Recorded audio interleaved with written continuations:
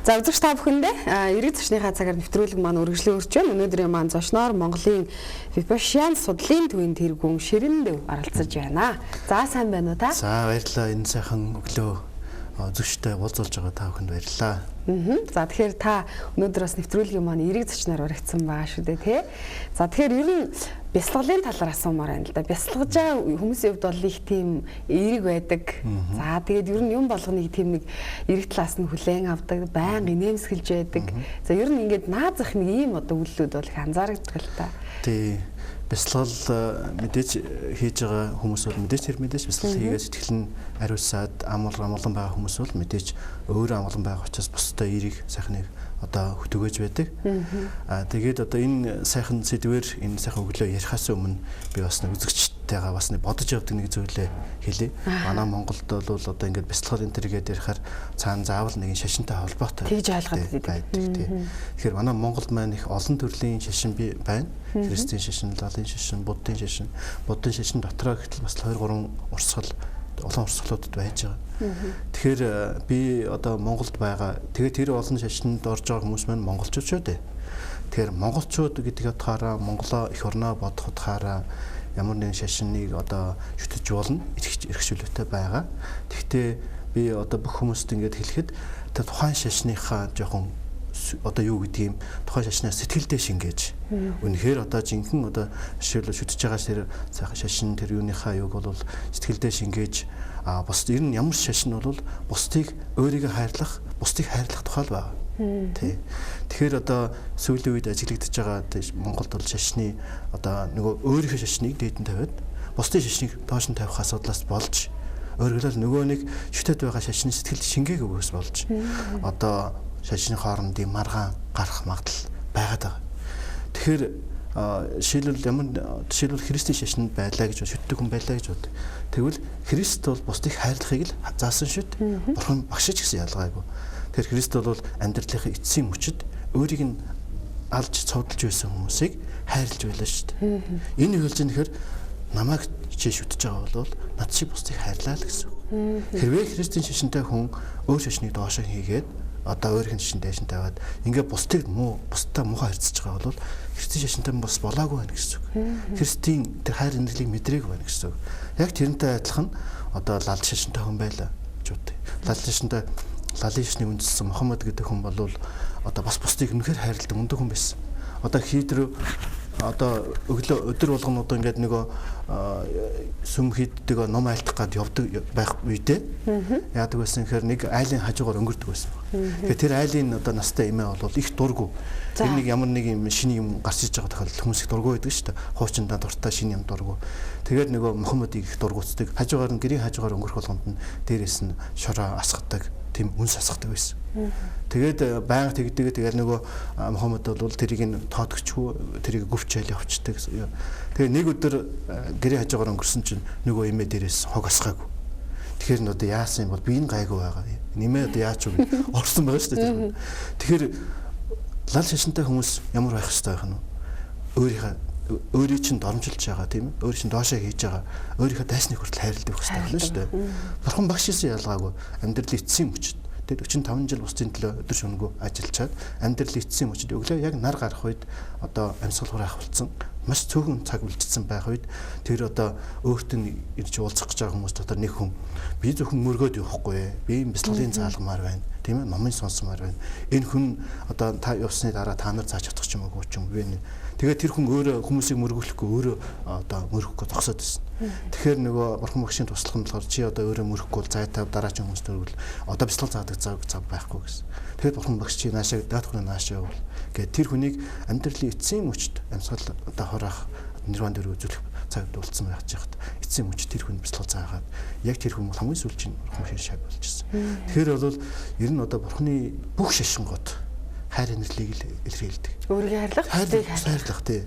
Тэгэхээр өөрийгөө одоо бурхан шашинтай гэж ярьж байгаа мөртлөө бусад шашнуудыг муу гэж яриад л бусдыг доошин хийгээд л ингэж байгаа бол та бурхан шиг бусдыг хайрлах сураагүй байна. Сэтгэлдээ харуулаагүй байна л гэж байна. Энэ одоо сэтгэл шингэсэн болж байгаа юм бол бүх шашинтангууд маш сайхан болно. Монгол орн одоо лал шашинтай ч гэсэн одоо би бурхан шашинтай хүн байлаа гэхэд бусад шашинтай ч гэсэн хүмүүс хүн шүү дээ. Хүн шүү дээ. Хайрлах хэрэгтэй. Хайрлж чадчихвэл чи жинхэнэ утгаараа бурханы шавмаа. Чи жинхэнэ утгаараа Христийн шавмаа. Чи жинхэнэ утгаараа одоо Мухаммадын шавмаа болох нь шүү дээ. Энэ утгаараа энийг ингэж сэтгэлдээ сайхан шингээвэл Монгол орн маань сайхан хөгжнө. Хайр инэрлээр бэлгсэн хүмүүс одоо энэ шашин дэлгэрээд ингэ явж байгаа асуудал бол сэтгэлд нь шингээд ирэх юм бол сэтгэл маш сайхан амгалан аз жаргалтай сайхан хүмүүс инээмсэглээл тийм ээ. Тэгээ сэтгэл нь сайхан байгаа хүмүүс асар сайхныг бүтээн Монгол орн хөгжнө. Эс тэхгүй бол энэ аюул явуулт юм аа. Хоорондоо дайсагнаад шашнаас болж тийм ээ. Тийм шүү. Маш чухал зүйл байна. За тэгээд таны хувьд одоо хизээнээс 1991 оноос хойш бясалгаж эхэлсэн гэж хэлж байгаа. За би тэгэхээр одоо бас танаа энэ профешн гэдэг одоо бясалгал одоо юугаар бас ялгаатай вэ?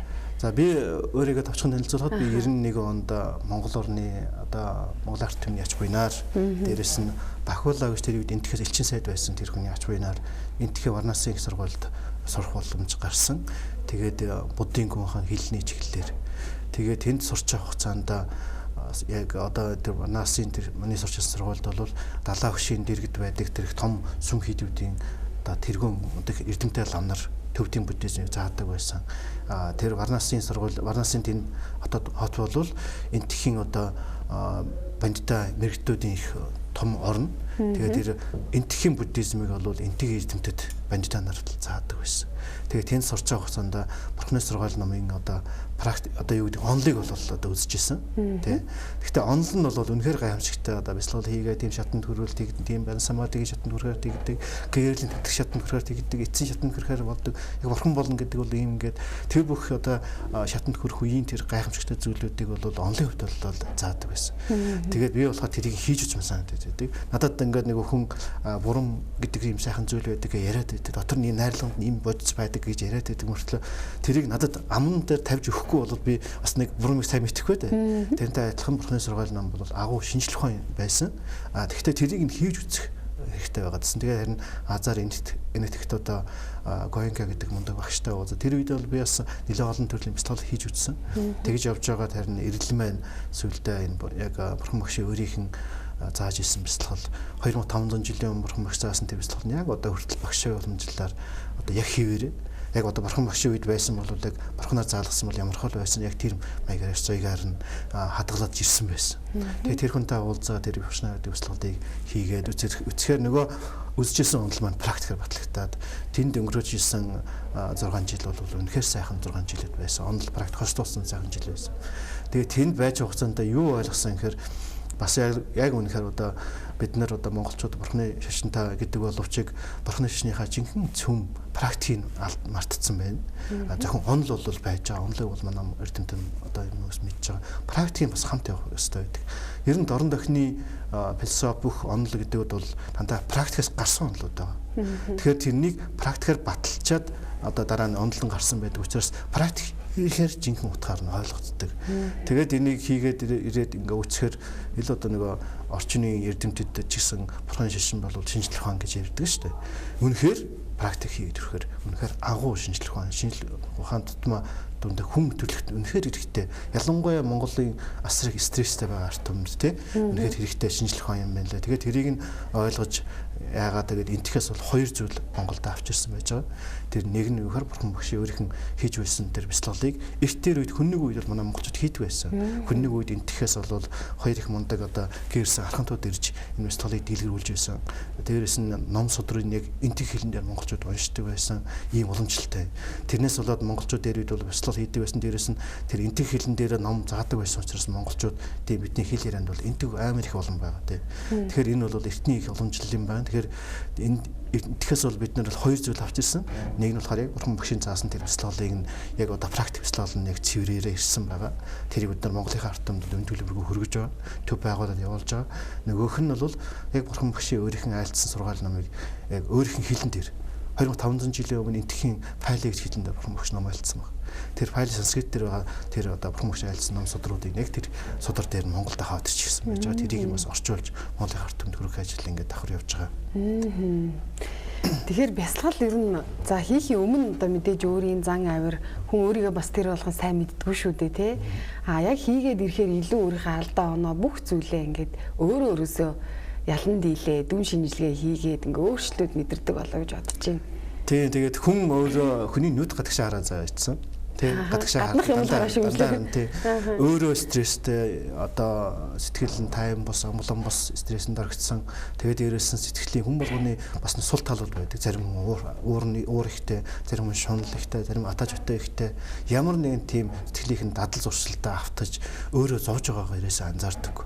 Тэгээд өөрийгөө зовж байгаа шалтгаан нэг нүдэн гадагшаа заяа гаргаад заяац учраас дандаа хин нэг гадны хин нэг тийм ээ. Миний нөхрөөс болж байгаа ч юм уу. Миний аав ээжээс болж байгаа. Тэд нар л зүгээр учраас би зүгээр гэдэг ингээ ойлгоод байдаг. Яг үүндээ бясалгал гэдэг бол өөрлөгөө харуулдаг. Бясалгал ингээд хийгээд одоо бясалгал хийгээд ирэхлээр хүн өөрлөгөө хандаж би зовх шалтгаан, миний стресстэй байх шалтгаан би өөрөө юм байна. Би өөрийн сэтгэлдээ л одоо стрессийг бий болгоод өөрөө л одоо тэндээ зовж байгааг мэдэхгүй тэрнээсээ болоод бусдыг буруутгаад яваад байгаа юм байна. Өөрлөгөө хандаад ирэхлээр надаас болж байгаа юм байна гэдгийг ойлгодог. Ойлгоод ирэхлээр одоо ямархуу хоёр одоо ер нь хүн стресстэй амьдарч байдаг гол хоёр шалтгаан байдаг л да. Нэг нь бол анхаарал төвлөрч мэддэг. Анхаарал төвлөрч одоо ингээд өөрлөгөө хандаад ингээд бясалгал хийгээд ирэхлээр хамгийн одоо 10 хоногийн профессионал бясалгалын курсанд яваад ирэхээр эхний 3 хоног бол анхаарал төвлөр дасгал зааж өгдөг. Амьсгал дээр одоо жишээлбэл энэ хамраар орж гарч байгаа амьсгал дээр л одоо аммаа жимич амраар амьсгалахгүй хамраар амьсгалж байгаа. Тэгээд хамраар орж гарч байгаа амьсгалыг л зөвхөн ажиглах ажил байхгүй юу? Амьсгал мэдээж амаар жимич заамж хамраар амьсгал орж гарч байгаа шүү дээ. Тэгэхээр энэ орж гарч байгаа процессыг л орж ийн одоо гарлаа, орж ийн одоо гарлаа гэдэг энэ процессыг л ажиглах маш энгийн ажил байна. Эхний 10 хоногт. Эхний 3 хоногт. 3 хоногт. Энийг хийгээд ирэхээр юу байдаг вэ? Энэ амархан ажлыг хүмүүс хийж чаддаггүй. Энэ юм боддог. Тий. Одоо ингээд нэг одоо өөрөөр хэлбэл бидний оюунхаа хүн төрөлхтөнд хэн байх нь ялгаагүй. Одоо Америк одоо хар байх нь ялгаагүй. Хүн төрөлхтний бүгдийнх нь нийтлэг нэг юм сул тал байдаг. Тэр нь анхаарал нь төвлөрч өгдөг. Бодол нь хаашаа явдаг вэхээр та нар одоо энд яг сайн миний хийсний хийгээд үзээр ихтэй очиж байгаа. Тэг хийгээд үзэхээр яахаа гэхээр эхлээл яахад амьсгал орж гарч байгаа нэг жоохон төвлөрч ирсэн нь алга болоод өгдөг. Хаашаа явдаг вэхээр нэг болохоор өнгөрсөн бодол руу. Болсон явдал руу. Нэг л ирээдүйн бодол руу. Тэгээ өнгөрсөн бодол нь хоёр төрлөө. Нэг нь сайхан бодол, нэг нь муухай бодол. Сайхан бодол болохоор тэрэнд бол бодож баясаал, муухай бодол болохоор сэтгэл нь дургуутж одоо дургуутсаал. Ирээдүйн бодол мань ялгаагүй, сайхан муухай. Ийм байдлаар та байдаг хүмүүрлэгтэн. Тэгэхээр нэг болохоор өнгөрсөн, нэг болохоор ирээдүй. Одоо цагт байж чаддгүй. Одоо цагт нэг жоохон байгаа л хоёр тийш өсөж яваад. Тэр бол бүр өстө хүн болгонд тийм ээ. Хүн болгонд байгаа. Тэгэхээр бид өнгөрсөн амьд чадахгүй шүү дээ. Тийм ээ өнгөрөө явцсан. Ирээдүйд болоогүй одоо цагт амьдрах хэрэгтэй. Тэгэхээр одоо цагт дээр нөгөө анхаарлаа төвлөрөж сурахгүй бол энэс болоод сэтгэл их ядарч байгаа хүмүүс ерөөс мэддэггүй. Баян ажиллаад байна шүү дээ. Өөрөөр хэлбэл одоо бидний оюун хаан чинь нэг болохоор өнгөрсөн ирээдүй ингээд байна. Шөнө унтахад хүний нэгдүгээр бие амрах хэрэгтэй байдаг. Хоёрдугаар сэтгэл амрах хэрэгтэй байх. Тэгэхээр сэтгэл шөнө болохоор хөвтгөр бие амраханд бол хөвтсөн байх хэрэгтэй. Хөвтгөр бол одоо шөнө бол бие амарч байгаа. Сэтгэл нь амардаггүй. Нөгөө саяын одоо нэг олон өнөөдөр болсон ажлын төрлийнхаа мянган юм бодож хагаад хүн унтцдаг. Тэгэхээр бодол нь үргэлжлээд нөгөө сайхан монго өнгөрсөн ирдүүрх юм руу ингэ явсараа шөнөжийн ажиллаа унтдаг. Тэгэхээр шөнө унтсан мөртлөө өглөө босоод ирэхээр ядраад явах юм. Тэгэхээр нөгөө шөнө биеийг нь амарсан боловч сэтгэл чинь нөгөө өнгөрсөн ирээдүр яваад байсан учраас ядраад. Өөрөөр сэтгэл чинь 24 цаг ажиллаад байна шүү дээ. Тийм ээ. Амралт өгөхгүй байх гэсэн. Тэгэхээр бясалгал гэдэг бол нэгдүгээр сэтгэлийн өнгөсийг амраах асуудал байдаг. Ер нь одоо бясалгалыг бас товчхоноор хэлэхэд бол одоо хүн гэдэг амьтан чинь бие сэтгэл хоёроос тогтсон байна шүү дээ. Хүн болгон бүгдээрээ биенийхээ хэрийг бол бид хаш мэдж байгаа. Тийм ээ. Бие хэрэг тийм ээ. Хоёр хоноод 3 хоноод ч юм эсвэл нэг өдөр болоод ингээд өнжөөд усанд орж байгаа биеинд одоо хэртэж байгааг бол мэдчихэж байгаа. Бие хэртэж байгаатай адилхан сэтгэл амар их хэртдэг. Сэтгэл бол биеэс хамгүй их хэрэг. Яагаад тэгэхээр бие бол зөвхөн биен дээр тогтож байгаа хэр бортох шүү дээ. А сэтгэл ихээр энэ мэдрэхүйн зүрхэн аргт нэрээ бүх хэрэгт хэрэггүй сонссон бүх юмнуудыг хуулж байгаа. Одоо ингээд одоо миний яриаг бас хуулж байгаа тийм ээ. Одоо үзэж байгаа харж байгаа төрсөд байгаа бүгдийг 24 цагийн энэ 6 хэвтэн чинь нэр дамжуулж мэдээллүүдийг бид нар хурааж байгаа гэсэн. Тэр их хэрэгт хэрэггүй файлууд чинь компьютер шиг байж байгаа байхгүй. Тэгэхээр сэтгэл бас тэр маягаар хистчээдэг байх нь. Тэгэхээр бяцлал хийж үзээгүй хүн ялангуяа бишнэ бяцлал хийж үзээгүй бол одоо болтол төрснөөс за урд хойд төрөл гэж итгэдэггүй мэлэхэд энэ төрөлдөө хүн болж төрснөөс хойш харсан мэдсэн бүх файлууд бүгд байж байгаа. Тэгэхээр тэр бүх хэрүүд байж байгаа гэсэн үг байхгүй. Тэгэхээр сэтгэлийнхээ хэрийг ерөөс хүмүүс угааж мэддэг. Тэгтээ хүмүүс яагаад одоо ингээд тэр их хэр байгаа мөртлөө хүмүүс байгаад байдаг хэрэг хүний оюун ухаан гэдэг бол супер компьютер. Асар их багтаамжтай. Сэтгэлийн өнгөсд ингээд ихтэй тэрхлээр гүн рүүг ороод хадгалагдчихдаг. Тэгээд тэндээ дарагдаад яваад байдаг юм байгаад байгаа. Бид нар ойр зургийнхаа одоо харилцаа за мөн гэр бүл тийм ээ хайртай дотны хүмүүстэй ер нь яаж харилцуул зохилтой вэ? Ер нь ингээд за яг сая хэлсэн шүү дээ те. За язралтай байх, ямар нэгэн өөрийн одоо бий болж байгаа зүйл заавал хин нэгнээс хамааралтай болчиход байдаг, хин нэгнээс одоо алдаа оноо олж харчаад байдаг. Гэтэл хүмүүс одоо ингэж ярьдаг шүү дээ. За ер нь ганц оюунтай амьдарч байгаа амьдрал тест санаатай байхгүй болохгүй, айхтар байхгүй болохгүй, хүмүүс чинь бити одоо юу гэдэг нэг тийм бяцлал энэ төрхээр нэг тийм за гэгэрсэн юм шиг нэг тийм ойлголтууд бол их байдаг шүү дээ. Энэ дээр ер нь яаж хандмаар юм бэ? Ер нь одоо хүний амьдрал гэдэг бол та бүдний одоо бидний одоо амьдралын хорон бүр бол асар их хүнтэй хормууд байдаг. Тэгэл энэ ирж ирэхгүй хормууд байхгүй. Тэгэхээр амьдралынхаа энэ хорон бүрийг аз жаргалтай хүн өнгөрөх хэрэгтэй. Хүн болгонд аз жаргалтай амьдрах хүсэж байгаа шүү дээ. Тэгэхдээ яагаад аз жаргалтай байж чаддгүй гэхээр нэгдүгээрт одоо сая биний хэлдгээр сэтгэлэн тайван бос, амгалан бос. Сэтгэл нь тэр нөгөө хэрэндээ тарагдсан. Одоо биений хэрийг угааж мэдж байгаа, сэтгэлийн хэрийг угааж мэдэхгүй байгаа гэсэн үг шүү дээ. Тэгэхээр энэ дорн дахны одоо бяцлаглалын аргууд бол сэтгэлийн хэрийг арилгах аргыг зааж өгдөг. 10 хоногийн хугацаанд. Тэгэхээр тэрийг хийгээс сурцсан хүн яах вэ гэхээр өглөө босоод мэдээж биеинд усанд орлоо, бие сайхан цэвэрхэн боллоо, бяцлаглаа нэг цаг хийчлээ, сэтгэлэн сайхан цэвэрхэн болчихлоо. Тэгэхээр энэ сэтгэлийн хэрэггүй, биений хэрэггүй байгаа хүн өөр их аз жаргалтай байдаг. Энийг хийхгүй болоод хийж мэдэхгүй сураагүй хүн болохоор яах вэ гэхээр нөгөө биенийхээ хэрийг угааж байгаа боловч сэтгэлийг энэ дагадаад яваад шүү дээ. Ухамсараараа бол би одоо муухай ажиллаж болохгүй шүү. Сайхан ааштай харьцах хэрэгтэй. Тий би ингээд одоо би муухай ажилласанс болоод одоо ингээд гэр орныхаа хайр нийтлээ тий хамт олондоо би одоо монголчуудын ярьдаг гимн урдаг гимшлээ байна. Нэг тухайн үед уур зар 1000 юмд автагдтал энэ зэн өөр ойжл гаргадаг дараа нь гимшдэг. Тэгэхээр тэр сэтгэл чинь хистчээд байгаатай холбоотой байгаа учраас тэрийг арилгадаг аргыг л сурах хэрэгтэй байгаа байхгүй. Тэгэхээр одоо орчны шинжлэх ухаан, одоо орчны ангаа ухаан бол хүний биеийг бол маш сайн хэмжилж мэдж байгаа. Сэтгэлийг яаж хэмжих арга бол шинжлэх ухаан ерөөсөө мэдэхгүй байгаа. Тэр сэтгэлийг барьдаг аргыг мэдэхгүй байгаа байхгүй. Дорн дахны энэ одоо бурхны заасан бяцлал энэ төр бол ярих биеийг барьж хэмжилж болж байгаатай адилхан сэтгэлийг барьдаг аргууд байдаг. Тэр нь хоёр арга байна. Нэг нь амьсгалаар. Бидний орж гарч байгаа амьсгал дээр сая дасгал хийж өглөө шүү дээ тийм ээ. Бид сэтгэл тавгуутангууд амьсгалын хэмнэл өөр болж эхэлдэг. Сэтгэл тайван болонгууд амьсгал буцаа сайхан тайван төлөвөөхөн болдог. Тэр ууртаа омглон үнч ингээд амьсгал нь тэгэхээр нөгөө амьсгал дээр анхаарлаа төвлөрүүлж дасгалыг хийгээ сурцсан хүн тэрнээр төвлөрүүлж байгаа сэтгэлээ маш тайван болгоод тэр сэтгэлд үүссэн сэтгэлийн өнгөсд үүссэн тэр хэрийг маш амархан арилгаад сэтгэлээ тайван болгож чаддаг. Нөгөөх нь биеинд үүсэж байгаа мэдрэмжээр сэтгэлд байс хураагдсан тэр хэр бүртгөөд биеийн дандаа 24 цаг мэдрэмж болж илэрч байдаг. Одоо ингээд бид нэр сууж байгаа ч гэсэн биеийн дээр янз янзын мэдрэмж мэдэрдэг байгаас шалтгаангүйгээр ирээсэн юм биш. Ихэнх нь бол өнөөдөр идсэн хоол ч юм орчны уур амьсгалаас ч юм байгаа. Ихэнх нь бол урдын миний хураагдсан нөгөө сэтгэлд үүссэн файлууд ба шүү дээ. Тэд нар чинь биеийн янз янзын мэдрэмж болж илэрч байдаг. Тэгэхээр тэр мэдрэмжийг ажиглаад тэрнээс болоод одоо мэдрэмжийг ажиглаад бидний сэтгэлийн дад зуршил байдаг хөр сайхан мэдрэмж мэддэг дурлдаг муухайд дургүйсэх дадал зуршил байгаа. Тэгэхээр бид нар сайхан мэдрэмжийг нь байсан ч гэсэн мөнгөд үргэлжлэхгүй шүү дээ. Муухай мэдрэмж гэсэн мөнгөд үргэлжлэхгүй, өвчин ч гэсэн мөнгөд үргэлжлэхгүй шүү дээ. Тэгэхээр тэрийг нь ойлгоод айн чинь байж байгаа даалгуулчдаг зүйл шүү дээ гэдгийг ойлгоод зөвхөн ажиглачаар 11 өсөлт дээр тэрийг заадаг л да. Тэгэхээр яванда тэр мэдрэмж алгаалууд устангууд тэр сэтгэлийн хэр алгуулдаг. Тэгэхээр сэтгэлийг барьдаг хоёр арга байх нь амьсгалаар бие нүсдэг мэдрэмжээр. Энийг бол дорн дахны ялангуяа бурхан мэдж олоод энэний тусал заатаагаар сэтгэлийн хэрийг арилгуулдаг шүү гэдгийг заасан байгаа. Яг 10 хоног суулдаар энийг л заадаг. Ингээд ирэхлээр тухайн хүний сэтгэлийн өнгөсгийн хэр уртаг арилаад эхний 3 хоног тэр амьсгалаар ажилласнаар сэтгэлийн өнгөсгөө арилаад үлдсэн хугацаанд нь нөгөө мэдрэмжтэй тулж ажиллах жигэн гол бяцлагны яваад ирэхлээр сэтгэлийн гүнээсээ сайхан нөгөө хураасан хамаг компьютероор бол форматлж яах гэсэн үг. Компьютер вирусууд ирэхлээр чинь форматлах хэрэгтэй болдог шүү дээ. Форматлж дараа нь зөвхөн форматлаад бас байдгүй Касперский 10 суулгаж өгдөг та тийм ээ. Тэрнтэй адилхан шалтгаан бид энэ оюун ухаанаа баримтлах хэрэгтэй. Төрснөөс хойш одоо хүртэл тэгээд ингэж хайлууд байж байгаа. Өөрийгөө ингэж чөлөөлөөд ер нь энгийн зүйлээс аз жаргалт мэдрээд ирэхээр нөгөө материалын зүйл хийж шунахч байдаг юм уу? Юу гэдэг өөрийнхөө зорилго хүсэл мөрөлдөө өрхийн тулд хин нэгнийг одоо хохирохч байдаг юм уу те?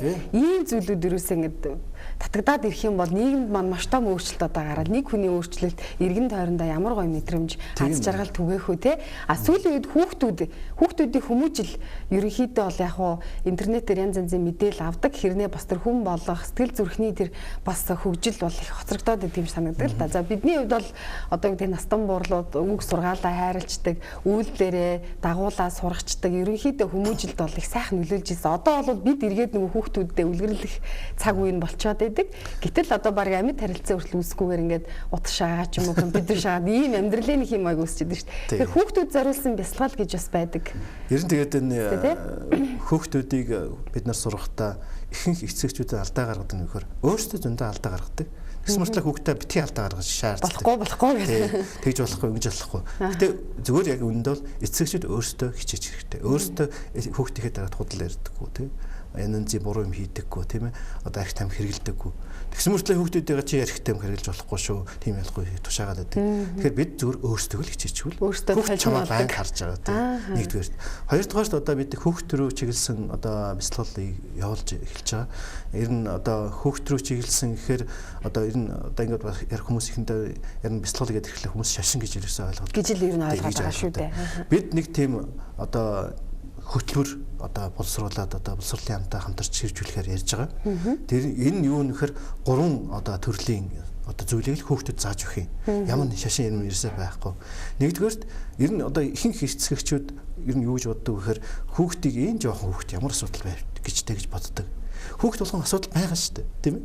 Одоо нэгшүүл ангийнхаа охин тоохгүй байдаг ч юм уу. Бас асуудал шүү дээ, тийм ээ. Хүүхд болгон бас нэг ертөнц байгаа. Дотор нь басна. Тэгэхээр ирээд аав ээж нь ойлгохгүй ч юм, сонсох ч юм. Яагаад тэгэхээр аав ээж нь ажил төрөл ихтэй, стресстэй ядарсан ирчээл хүүхдтэйгээ ярьдаггүй.